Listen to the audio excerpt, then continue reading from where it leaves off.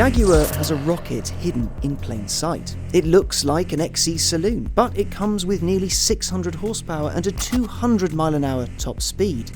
It'll crack 0 to 62 in less than 4 seconds. The keen eye among you will see that it has a massive wing, enormous alloys, 4 exhausts and a big Jag sticker down the side. This is the XE SV Project 8, and it's a bit special.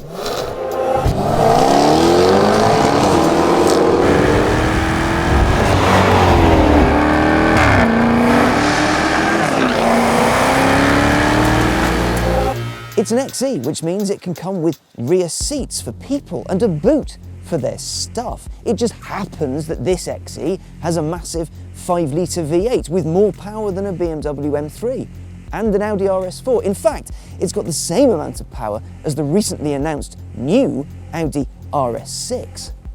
Nice. This isn't an SVR model, nor is it an R car. No, this is a limited run motor. Only 300 are going to be made, all left-hand drive and all a little bit silly. There are 3 choices as well. The regular Project 8 with all its seats intact, the track pack without rear seats and extra sticky tyres, or the touring car, which keeps the power from the normal car but removes the big wing, sanitises it just a little bit. I want to get under this thing's skin, and in order to do that you need to have a look at where it came from.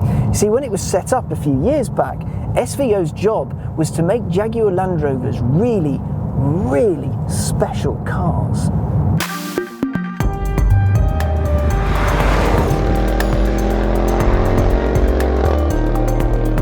Its bread and butter is the extremes of every facet of Jaguar Land Rover. The super fast SVRs, the super luxurious SV autobiography, and the super hardcore off-road stuff in the SVX vehicles.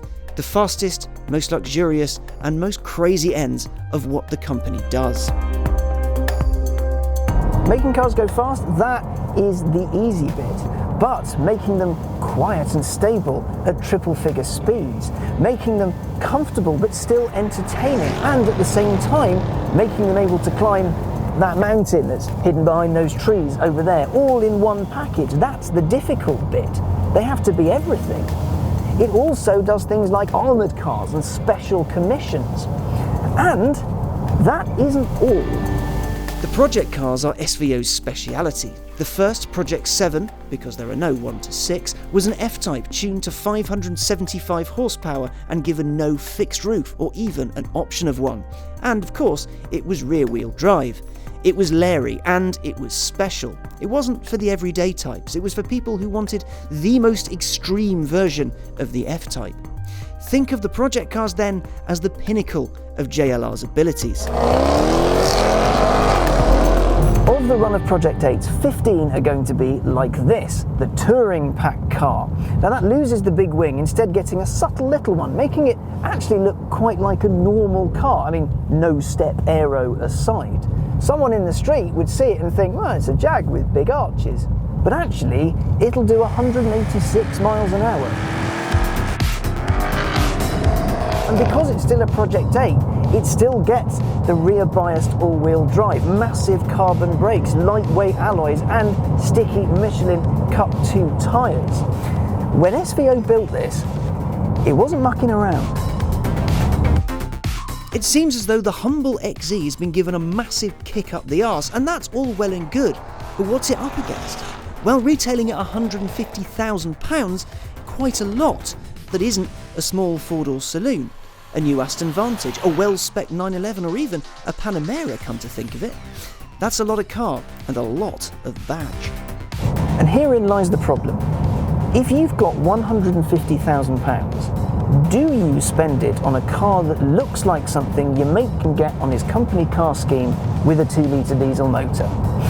With Project 7, SVO had a sports car to work with, which meant deep, luscious curves and that image you get of cruising down to Monaco with the wind in your hair, or in my case, beard. But sometimes you got to look past image to get to the real meat of something. Remember all that stuff on the Project 8? The brakes, tune motor, the works. If you go for the rear seat delete, you can also have multi-point harnesses and a massive roll cage. This thing is fast with a capital fast. A while back it lapped the ring in 7 minutes 21.23 seconds. Jag continued work on it and sent a two-seater car shod in Pilot Sport Cup 2Rs around the circuit in 7 minutes 18.361 seconds, making it the fastest four-door saloon around the ring.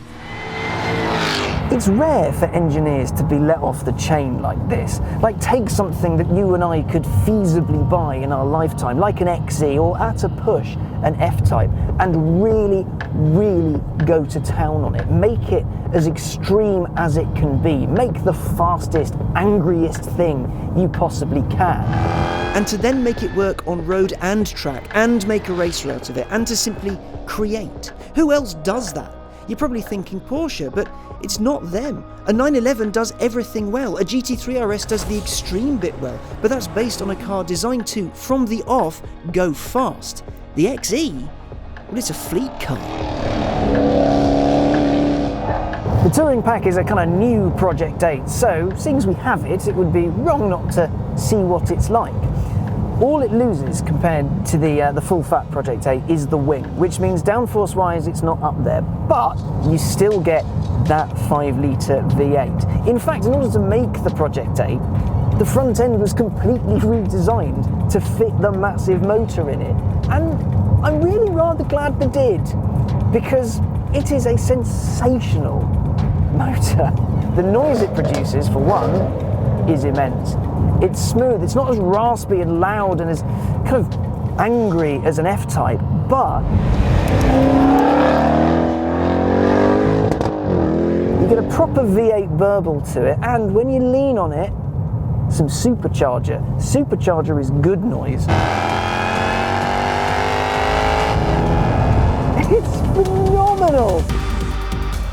Its 8-speed gearbox is awesome. It just changes so quickly, so smoothly. When you're properly on it, when you've got it in dynamic mode like I have now, and then you pull the paddle, off you go, bang, off you go, bang, straight up and down. It is just mega. You can only have this in left-hand drive. If you wanted it in right-hand drive, it couldn't be all-wheel drive. Now, the all-wheel drive is a huge part of the Project 8 because it's so planted, it's rear biased, and the bias gets more and more rear biased, if that makes sense, depending on how high you go up in its mode. So in eco it's pretty much 50-50, but then as you go into comfort and then dynamic and then track, which is where some proper magic happens, that bias, the power, shuffles further to the back, which gives you a fantastic feeling when you're properly pinning it in corners. You do feel like you can keep going and keep going and keep going and keep pushing it, and it will just stay planted. It's carbon brakes, again, they take a while to get used to. There's a decent pedal feel to them, but when you need them, you do lose rather a lot of speed rather quickly. Inside, well, it's kind of like a standard XE. There's a few badges and a lovely fluffy wheel here. There's a track mode thing, and there's some carbon fibre and a little thing that says 1 of 300. There are some vibrations here and there, through the wheel, through the pedals, but that's because this is supposed to be an uncompromised car. It's designed for speed, not to drop the kids off at school comfortably. You can drive this at speed to drop the kids off at school, but they may get out a little bit shocked. The one thing I'm not getting on with is the steering, because while I trust it implicitly, I know if I go round a corner, the wheels will take me there, and it will grip, and it will go, and if a corner tightens up, I can apply a bit more and it won't push on into understeer, because it's been set up to turn in brilliantly. But it's just a bit numb. I don't get that feeling, that sensation through my fingertips. There's a disconnect there. And that's kind of disappointing. As a package though, I adore this thing. It's addictive, it's got grit, it's got sensationalism about it, it's confidence inspiring, and it just sounds amazing. So it's pretty special to drive, but then we're led to the big question, and it's not about whether SVO has done a good job, because it really, really has. The question is, why should you plump for an XE? £150,000 for a car is a lot of money. It's an insane amount of money, but this is the kind of car that ends up in a collection. It's the kind of car that you might use occasionally, or you might take to the track. However, is it worth that money? I can picture arguments, people going, well, we'll get an M3. An M3 will do the day-to-day stuff better, this will do the track stuff better. This is a specialised tool, whereas an M3, that's more of a Leatherman, and no one boasts about owning a Leatherman. Chatting with one of the guys from SVO, actually this car has informed a lot of other stuff. So the front suspension and bits like that inspired what went on the I-Pace Trophy racing cars. It's an exercise in just pure engineering. Because of the work that's gone into it, because of what it can do, how mind-blowingly capable it is, it's worth the money, but you have to want it. It's a car you buy with your heart, not your head. And my heart really rather wants one. What SVO does is it bakes the cake and means you can have it too.